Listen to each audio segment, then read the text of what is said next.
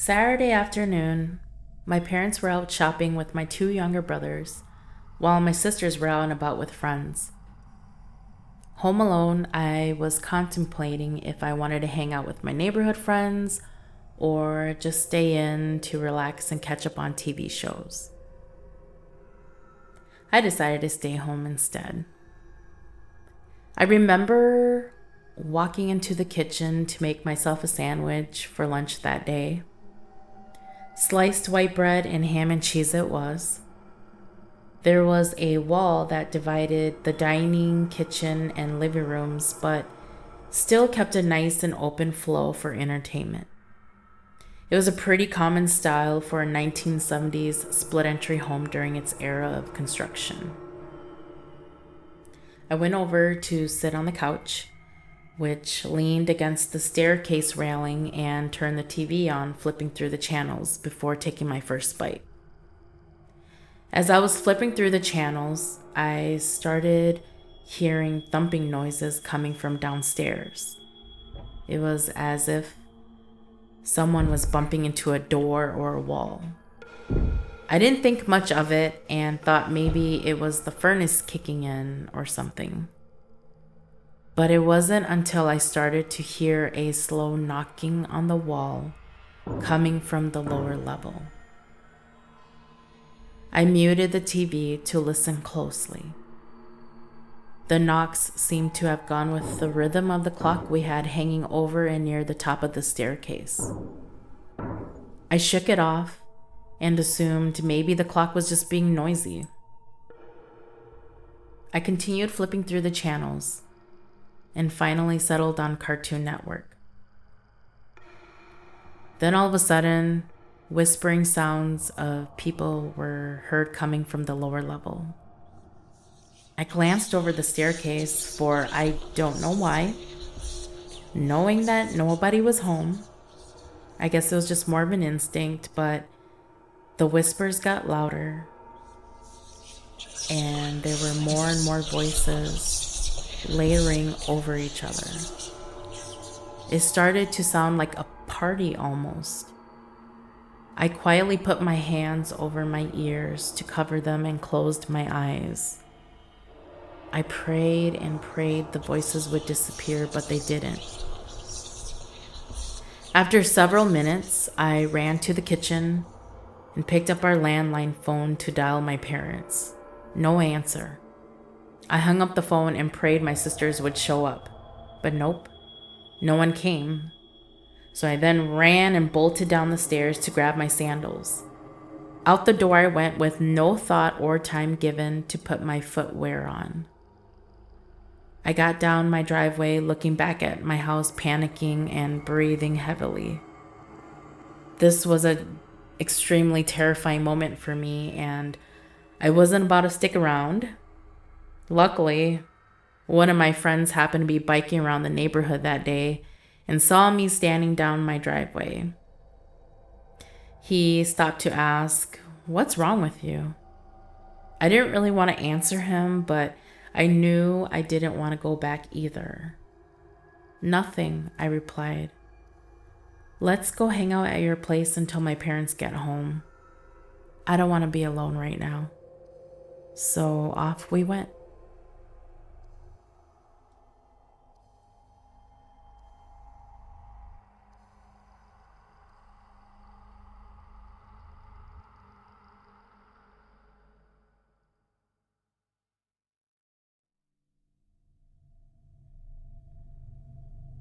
My cousins came to visit from afar over the summer. It was later at night when we got home after bowling and settled down to hang out in the family room downstairs. We talked and watched movies before everyone grew tired, so my parents had us lay out pillows and blankets to sleep on the floor downstairs. I don't know what it is, but I've always struggled with sleep. I don't know if it's because of my overthinking brain, possible insomnia, or paranoia, but as always, I was the last one to knock out. We all slept with our heads out in a row along the fireplace. I happened to sleep at the end. My feet were pointed towards the laundry room door. And I remember as everyone was snoozing away, I laid there staring at the ceiling. Moments later, I saw something run across the room. I got up and looked around. Didn't see anything, so I ended up laying back down. But this time I turned to sleep on my side. Then all of a sudden, I felt a cold breeze just rush past me.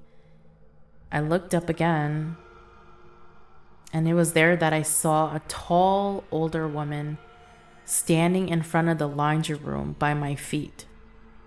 She looked like she was from the early 1900s, wearing a long farm dress with a white apron.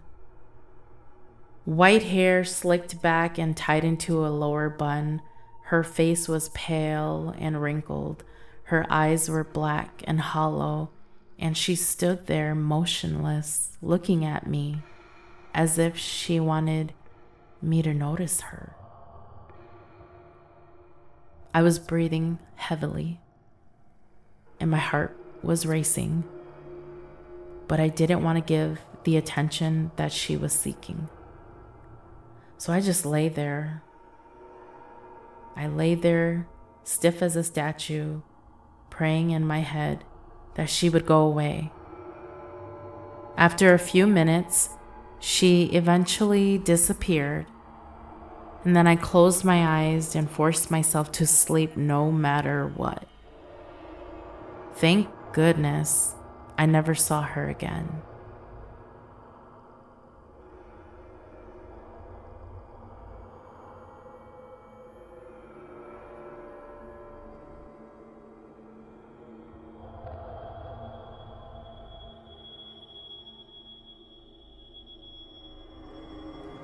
It was late afternoon and the start of the evening. My mom was demanding I hurry up and get ready. I had to jump in the shower, so off I went. I've always hated doing my hair, especially when it got wet. I had a thick, long, curly, and frizzy lion mane, so of course it would take me a little longer to get ready.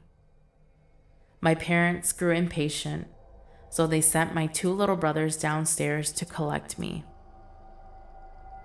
I was still in the bathroom finishing up when I suddenly heard screams of terror. I quickly turned off my blow dryer and opened the door to see what was going on. My dad came flying down the stairs, cursing up a storm, and charged inside my bedroom. I was confused and looked over at my brothers. They were both crying hysterically. I asked, "What happened?" After several minutes, Dad finally calmed down. Apparently, my brothers, they saw someone or something outside my bedroom window.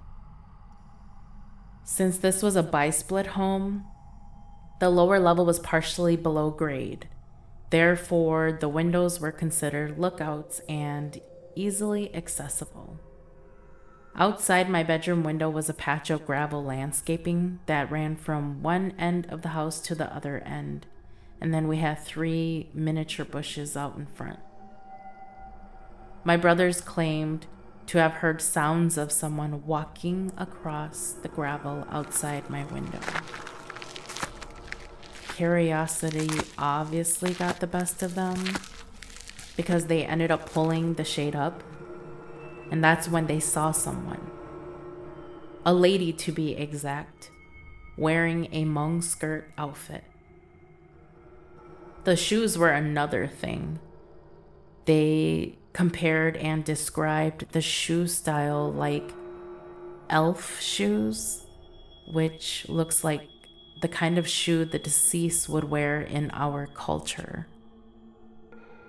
Before my brothers found the strength and courage to run, they said it bent over, staring into their eyes, with long black hair and pale skin. That's when they ran up the stairs, screaming and crying.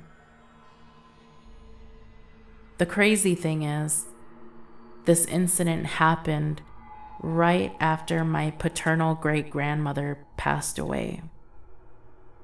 What do you think? Could this have been her last visit?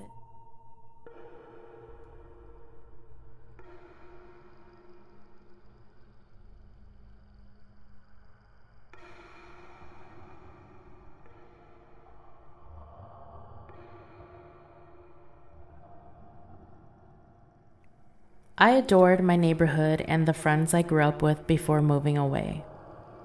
My friends and I would ride our bikes around the block and all over the nearby biking trails for hours. I remember I had a friend who I considered my bestie at the time. Let's just call her Betty. She wasn't Hmong and her family wasn't religious.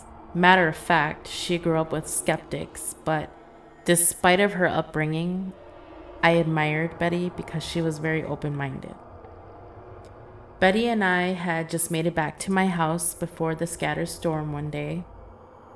We had stopped by our local gas station prior to pick up all the junk food we could handle, such as caramello bars, hot Cheetos, Sprite, etc. We made our way downstairs to hang out in the family room since biking was out of the question. I turned on the TV so we could watch whatever was airing at the time. Laughing and giggling, we chatted about boys, favorite movies, school, and all the good stuff girls gossip about. All of a sudden, the electricity went out. It was dark downstairs.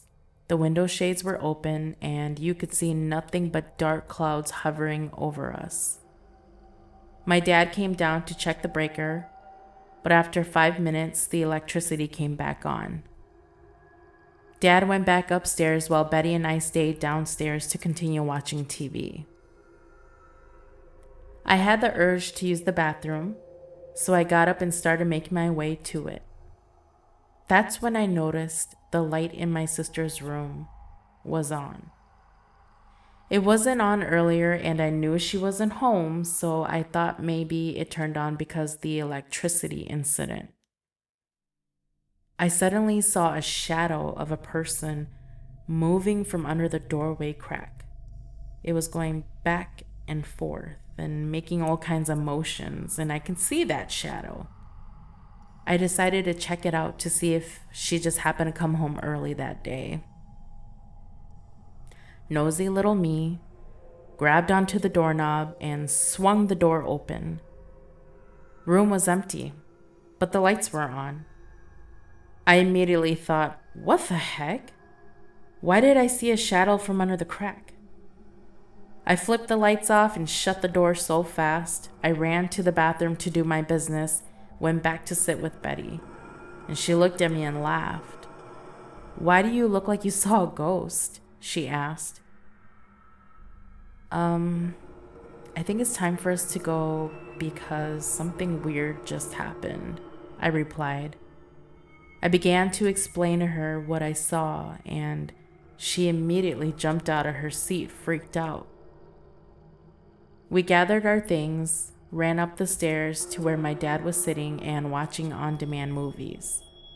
Betty and I decided to go hang out in my brother's room instead. It was there that she told me she swore my house was haunted. She then informed me of her experience here. Betty didn't want to overthink what she had experienced at the time, since things like that were just not normal. However, what literally happened minutes ago drove her to tell me. The first time she came over, she saw a figure of someone walking into the laundry room and then it just vanished. Betty described the figure as something with no face, no features, but a black shadow of a person. I could tell Betty was already so spooked out by the situation. But how could I not agree with her? We experienced too many paranormal encounters in this home. My siblings and I weren't the only ones seeing or hearing things, and yet my parents were oblivious to everything that was happening during our time there. I agreed with Betty regarding my haunted house, and I knew there was no way out until my parents make the move.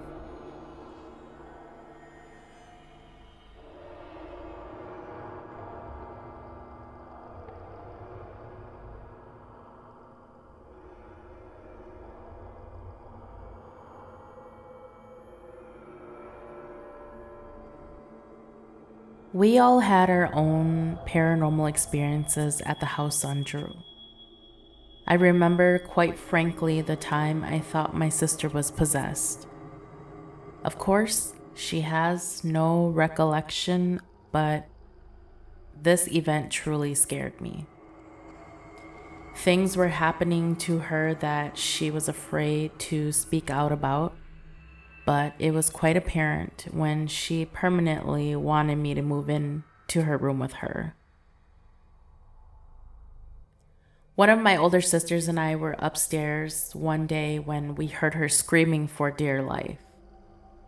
We ran to see what was happening and saw our sister running up the stairs. "What's going on?" we asked. As she was trying to catch her breath, she responded, "I saw it on my door."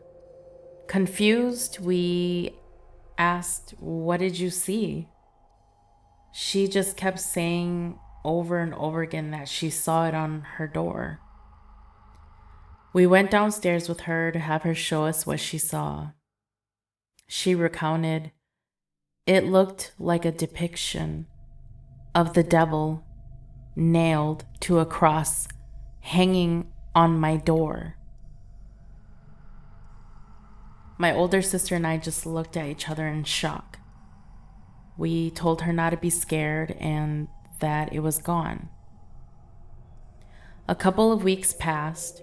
I noticed my sister's behavior was off, and she was starting to look more and more pale. We were hanging out in our room when she randomly asked me to stab her with a metal pin. "You're kidding me, right?" I responded. She stared at me with all seriousness and a blank look on her, then asked me again.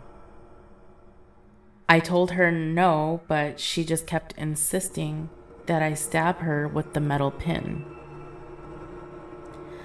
I remember asking her what the purpose of it was, and her only response, "I want to see if I am possessed."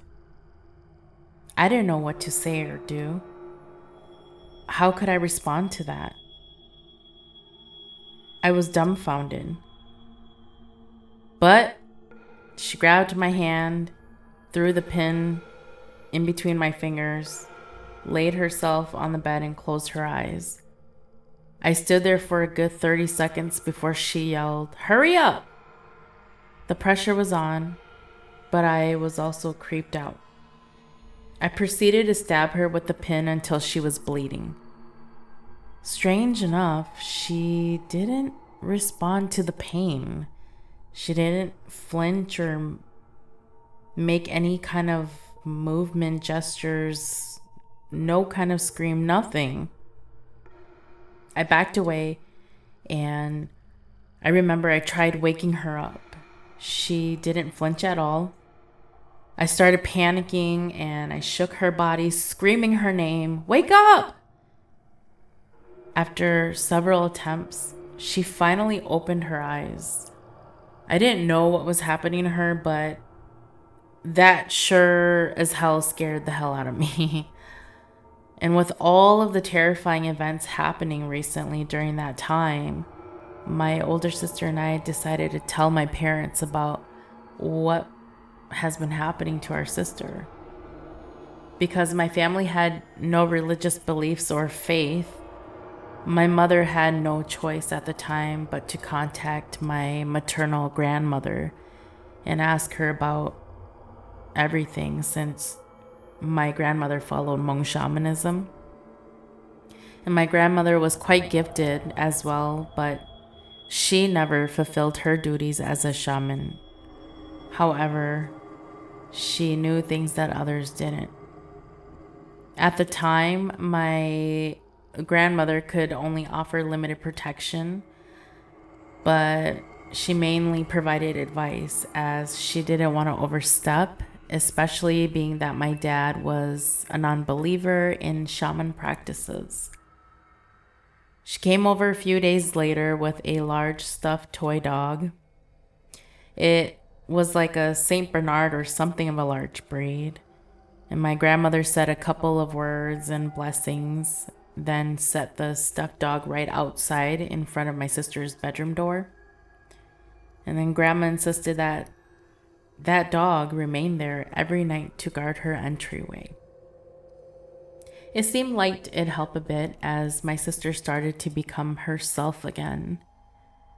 But thank goodness, because this experience scared the crap out of me, and it made me realize that we as humans are nothing but a vessel to such dark entities, and how easy it was for something of a dark force to be able to access someone so innocent. And as a kid, you just see this kind of thing happening in movies, but to really experience that in reality, to me, was just very bizarre. I'm just glad that whatever was happening to her at that time didn't cause her to do any more harm and or damage to herself or anyone else for that matter.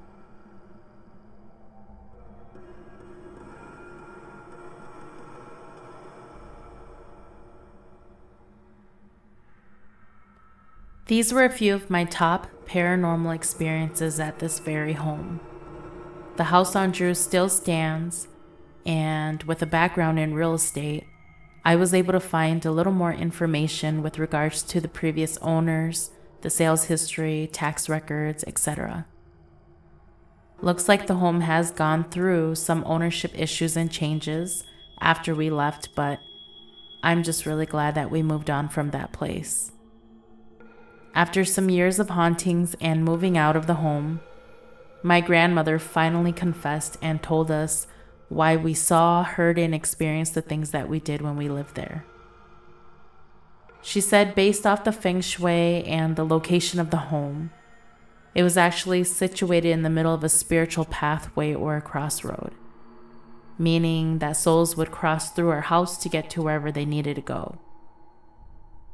It made a lot of sense to me as it seemed like a lot of the paranormal things that we experienced were never really consistent. For example, it wasn't the typical hauntings where things would move around or fall off the shelf at a certain time of the day, or it wasn't the same entity that we would continue to see every now and then.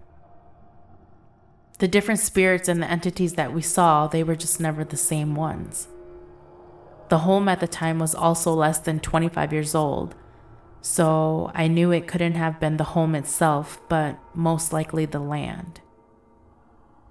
This could also be the reason for all the voices that I'd hear coming from the basement every now and then. And it almost always occurred when I was home alone. Lastly, I believe the laundry area might have been an open portal for these spirits and entities, because it just seemed like a good majority of our incidences would happen near or in the laundry room area. Well, we'll never know, but that's okay. I've learned to seek the light in the dark, and I leave behind these memories. Just thought that I'd share my stories with you all. Let me know down in the comments what your most scariest paranormal experience was. I'd love to read and hear what you guys have gone through. Thank you, and don't forget to like, share, and subscribe to my YouTube channel. Take care.